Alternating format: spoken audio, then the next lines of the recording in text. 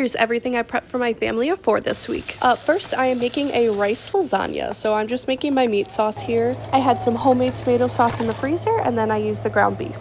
So instead of noodles, I decided to make this with some brown rice, and then I put in some seasonings, feta cheese, and some cream cheese, and then gave it a good mix. I started with a layer of my rice mixture, and then meat sauce, and then rice, meat sauce, rice, and then ended it with my meat sauce, and then I topped it with a little bit of mozzarella and cheddar cheese. And I baked it in the oven at 400 for about 30 to 45 minutes. It came out so bubbly and cheesy, and you can see all those layers. Next up, I made a chicken noodle soup. As you can tell, this week was really all about comfort meals. Our whole family was sick. I had strep throat, and both of the boys had colds, so I was just trying to make something that was going to be really hearty and comforting. And this chicken noodle soup was perfect for that.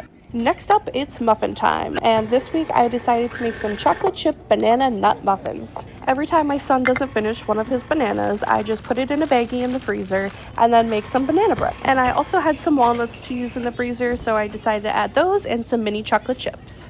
Next up, I got my yeast blooming for some sub buns. I just dissolved my yeast in some warm water, added a little bit of sugar, and then waited about 10 minutes until my yeast came to life. Then I added the rest of my ingredients and then put this little guy to bed for about an hour or until it doubled in size. Then I rolled it into 6 sub buns, let it rest again, and then popped them in the oven. Lastly, I didn't film it, but I made some snickerdoodle cookie dough, and so then I just rolled them in some cinnamon and sugar and put them on a cookie sheet with some parchment paper. And these came out so soft and fluffy. Let me know if you want to deep dive into anything I made, and I will see y'all next week. Bye, guys.